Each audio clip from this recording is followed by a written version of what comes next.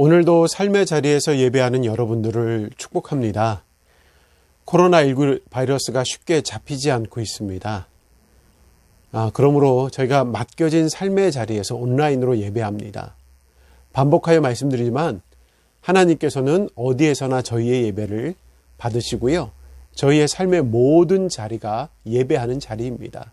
그 사실을 기억하면서 더욱 하나님을 의지하는 여러분이 되시길 바랍니다. 오늘은 대강절 4번째 주일입니다.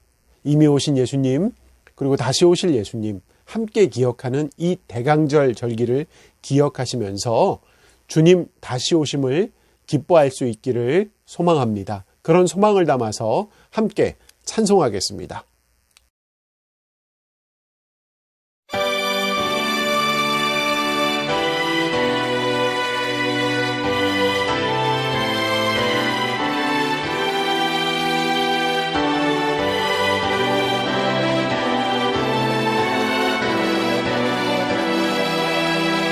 모두 서서히 마음에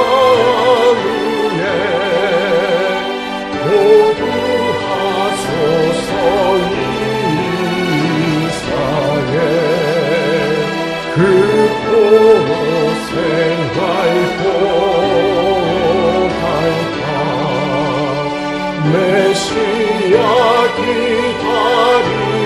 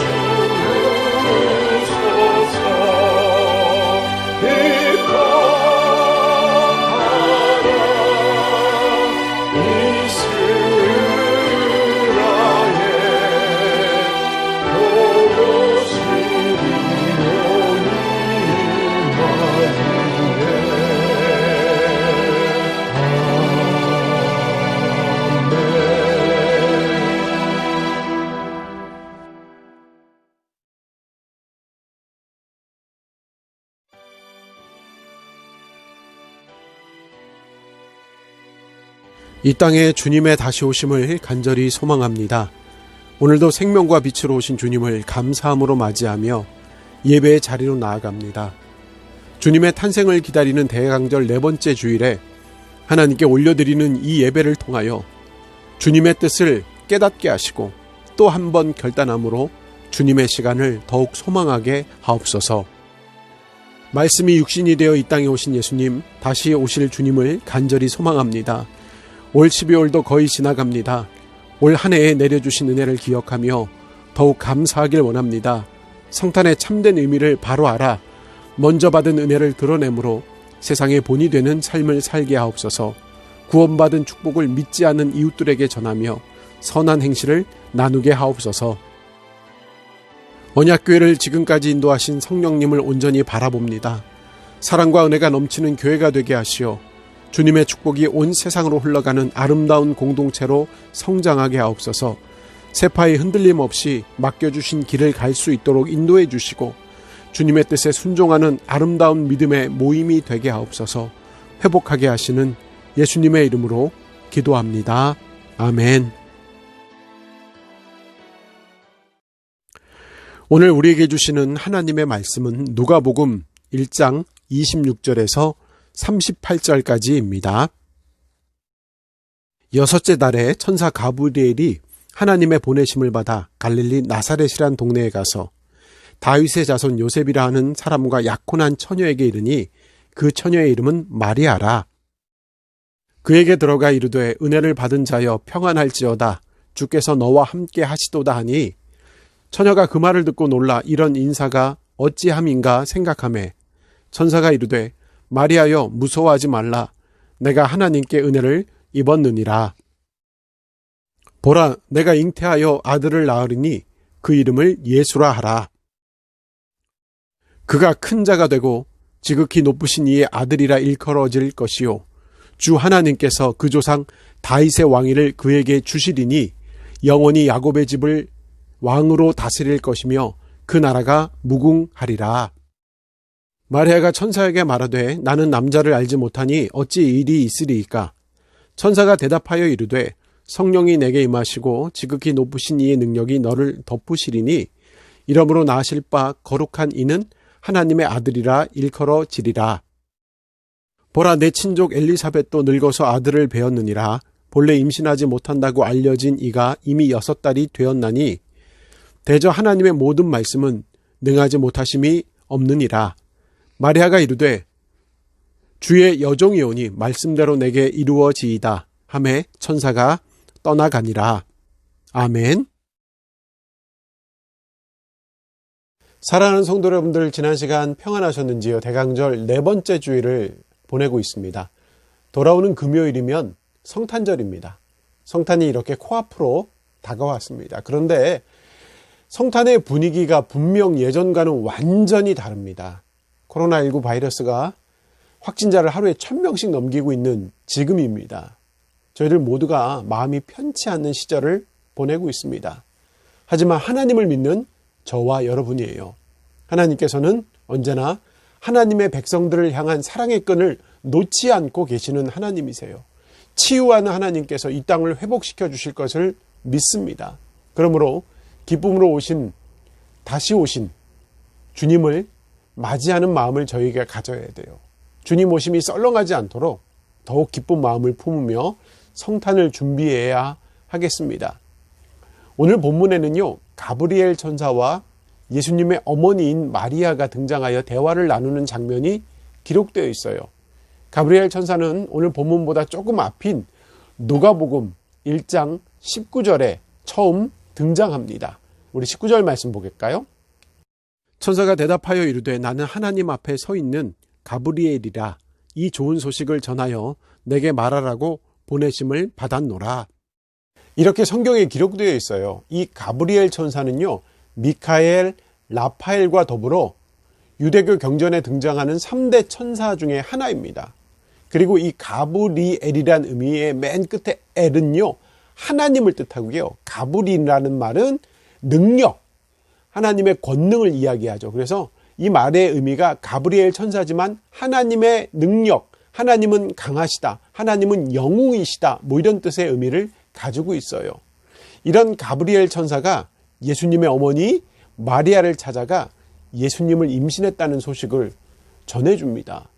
여러 번 들어보셨겠지만 수태고지라는 말이 있죠. 이 수태고지의 뜻은요, 천사장인 가브리엘이 나사렛에 살고 있는 마리아에게 나타나서 예수님께서 이 땅에 오심을 알려주는 내용을 말하고 있어요.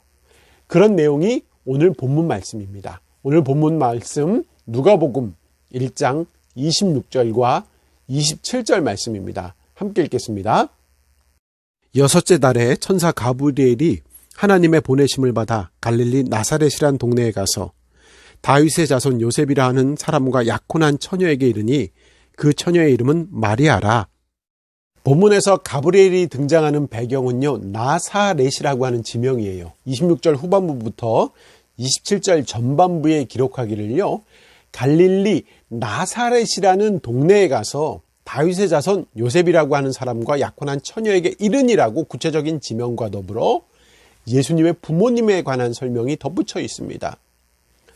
예수님을 말할 때 다양한 수식어를 앞에 붙여서 이야기해요. 대표적으로 사랑의 예수님 이런 표현 많이 하잖아요. 그리고 구원자 예수님 이런 표현 합니다. 그런데 나사렛 예수라고도 부르기도 해요. 이것은 예수님께서 나사렛 지역 출신을 의미하고 있어요. 그런데 이 나사렛이라고 하는 동네는요, 구약 성경에 한 번도 등장하지 않습니다. 그곳에 아주 외진 시골 마을이었기 때문이에요. 그곳에서 활동하던 선지자도 없었고요. 특별히 발달된 특징도 없었기 때문에 주목받지 못했던 지역입니다. 단지 그나마 알려진 내용 중에 하나는 이스라엘을 정복한 로마 군대가 주둔했던 지역이었다고 합니다. 그러니까 정통 유대인들보다는 혼혈 유대인들 그리고 이방인들이 더 많이 살고 있던 지역이었습니다. 이런 지역적인 특징은요, 율법을 앞세웠던 유대 사회에서는요, 천대받을 수밖에 없어요. 사실 외국 군대가 주둔하고 있는 지역은 특성상 혼혈인이 생겨날 수밖에 없습니다.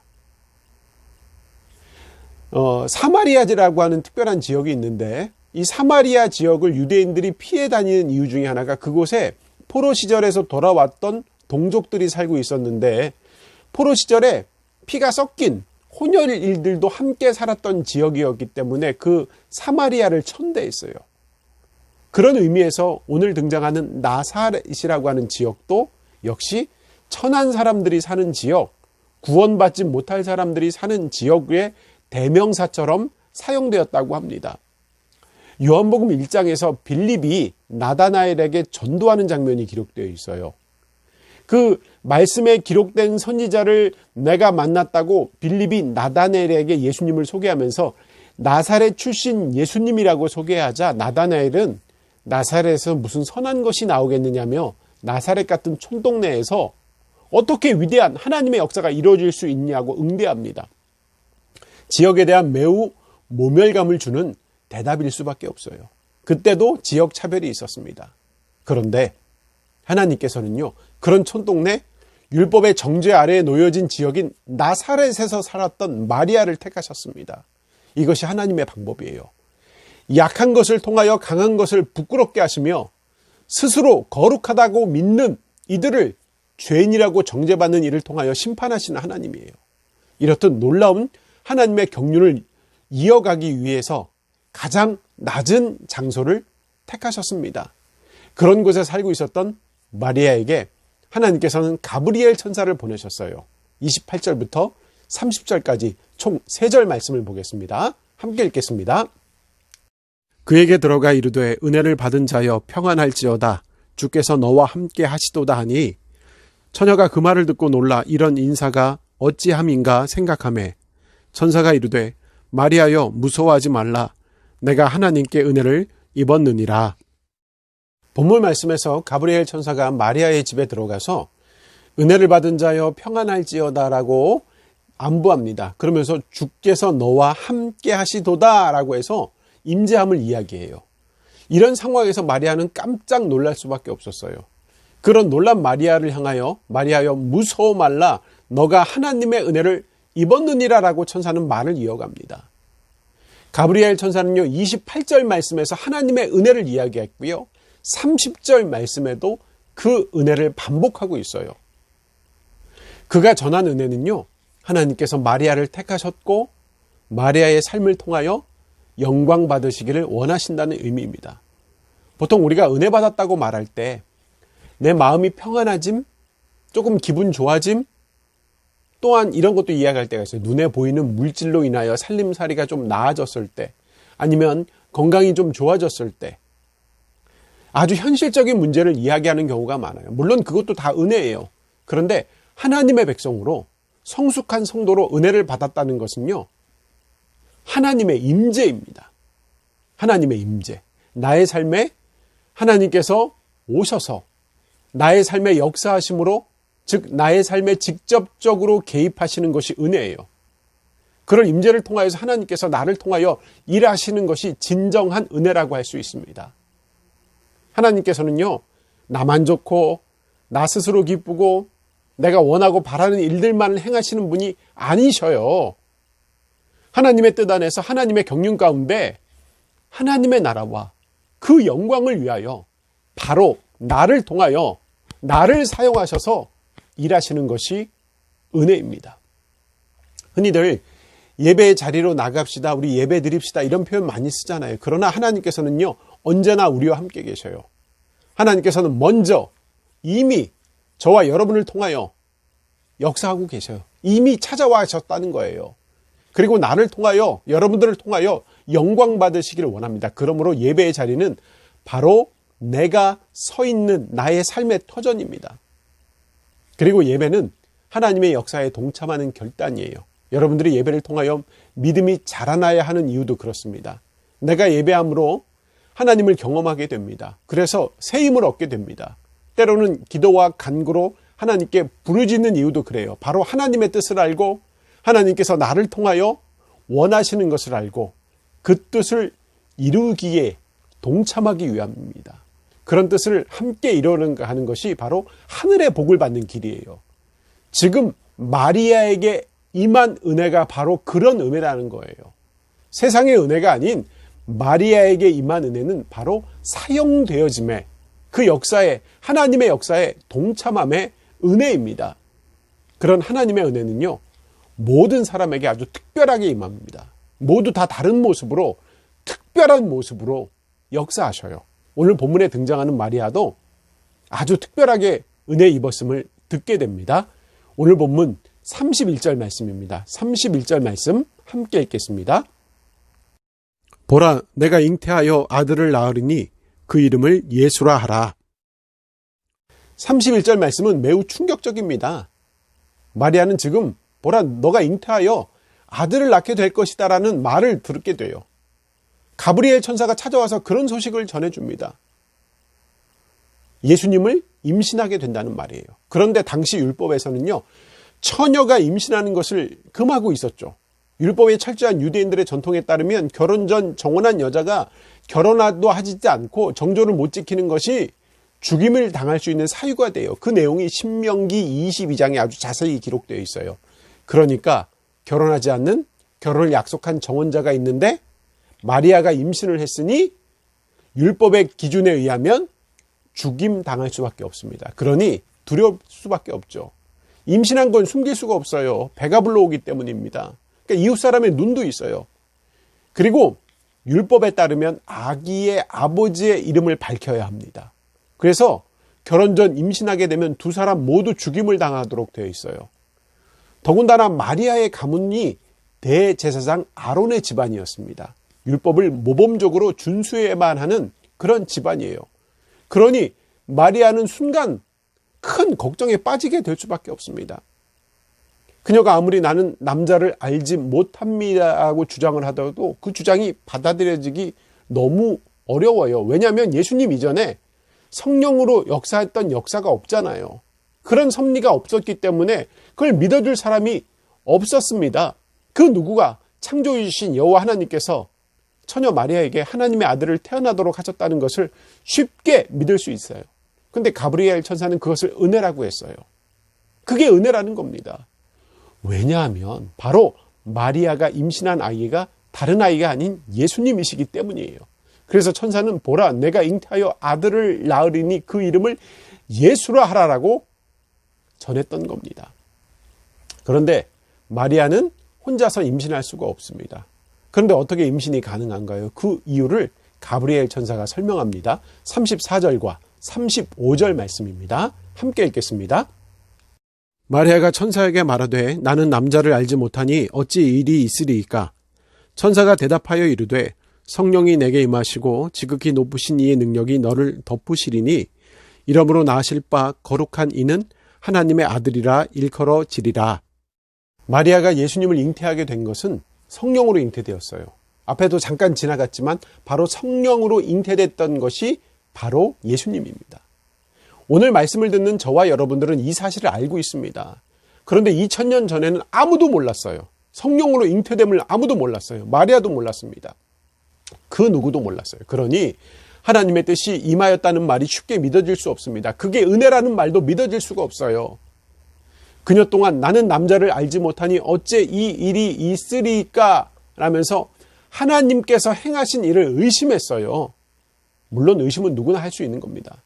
그리고 이게 하나님께 은혜고 하나님의 뜻을 이뤄갈 사람을 임신했다고 하는데 어떻게 그런 역사가 나에게 이루어질 수 있는가? 내가 도대체 누구기에 하나님의 역사에 참여할 수 있는가라고 스스로 낮춰 판단하기도 합니다.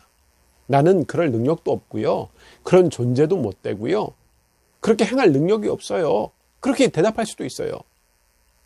그런데 모든 하나님께서 행하시는 일들은요, 사람의 판단을 벗어납니다. 불가능하다고 여겨지는 모든 일이 하나님의 능력으로 가능하게 됩니다. 지금 이 땅에 예수님을 보내심은 마리아가 하는 일이 아니에요. 하나님께서 직접 하시는 역사입니다. 하나님께서 책임지시는 일이에요. 마리아가 해야 할 일은 순종하는 거예요. 하나님께서 행하시는 일에 동참하는 것은 순종이에요. 자신의 몸을 하나님께 빌려드리는 일입니다. 하나님께서 사용할 수 있도록 자신을 온전히 맡기는 일, 그게 마리아가 하는 일이에요. 근데 이 맡기는 것은 정말 중요합니다. 그런 맡김의 순종의 역사를 통하여 모든 시대의 하나님의 역사는 현실로 이루어져 왔기 때문이에요. 그러므로 마리아도 맡겨야 합니다. 그리고 모든 시대라고 말씀드렸습니다. 지금 이 시대를 살아가는 저와 여러분들도 나 자신을 하나님께서 사용할 수 있도록 맡겨야 합니다. 그게 믿음의 행위이고 그게 은혜를 덧입는 행위입니다. 물론 하나님의 역사를 감당하는 것은, 동참하는 것은요, 쉽지 않아요. 힘듭니다. 포기하고 싶을 때도 있습니다. 그런데 하나님께서 행하심을 기억해야 돼요. 하나님의 능력을 신뢰해야 합니다. 그래서 내 자신을 내어놓는 것이 믿음이에요. 내가 무슨 내 주제에 뭘 하면서 내가 어떻게 하나님의 일을 감당할 수 있겠어? 라고 판단하는 것은요, 이기적인 행동일 수밖에 없어요. 하나님께서는 방법도 있고요, 능력도 있으십니다. 오늘 본문 37절 말씀을 보겠습니다. 함께 읽겠습니다. 대저 하나님의 모든 말씀은 능하지 못하심이 없느니라. 가브리엘 천사는 하나님의 은혜에 대한 말씀과 더불어 하나님의 능력을 설명합니다. 하나님께서는 말씀으로 세상을 창조하셨습니다. 그 내용이 창세기를 시작하면서, 성경을 시작하면서 기록하고 있어요. 모든 것을 말씀으로 이루셨습니다. 말씀으로 말입니다. 하나님께서 말씀하시면 그것이 기적으로 이루어졌어요. 그러므로 그 사실을 알고 있는 저와 여러분들은 알아야 돼요. 내가 하는 것이 아니라는 걸 말입니다. 내가 하는 것이 아니라 하나님께서 행하심을 믿어야 합니다. 그러므로 저와 여러분 같은 하나님의 백성들에게 정말로 필요한 것은 믿음입니다. 하나님을 신뢰하고 그 능력을 믿어야 합니다. 마리아도 그걸 믿었어요. 그래서 38절 말씀에 그 마리아도 고백을 합니다. 38절 말씀 함께 읽겠습니다. 마리아가 이르되 주의 여종이오니 말씀대로 내게 이루어지이다 하매 천사가 떠나가니라. 18절에서 마리아는 고백하죠. 주의 여종이오니 말씀대로 내게 이루어지이다라고 말입니다. 이런 믿음의 고백을 통하여 하나님의 역사는 계속 이어집니다. 하나님께서는 그 백성들에게 무거운 짐을 지우시는 분이 아니십니다. 분명 함께 가자고 하시면서 하나님의 능력을 경험할 수 있게 해주십니다. 오늘 본문의 마리아에게도 그렇게 하십니다. 가브리엘 천사를 통하여서 그렇게 약속하셨어요. 그 약속에 마리아는 이끄시는 대로 순종하며 살겠다고 결단합니다. 이런 마리아의 믿음의 고백이 여러분들의 입술에도 있기를 바랍니다. 그럴 때 하나님께서는 나를 통하여, 여러분들을 통하여 일하십니다. 함께 예배하는 성도 여러분들, 이제 성탄이 다가오고 있어요. 예수 그리스도께서 마리아의 몸을 통하여 아기의 모습으로 이 땅에 오셨습니다. 저와 여러분들에게 영생을 허락하시고자, 모든 만 백성들에게 영생을 허락하시고자 이 땅에 오셨어요. 그리고 하나님의 백성들과 함께 하시고자 이 땅에 오셨습니다. 그런 하나님의 요청에 응답하시는 여러분들이 되어야 합니다. 하나님께서 함께 하실 일들을 깨달을 때 믿음의 성도의 삶은 행복해요.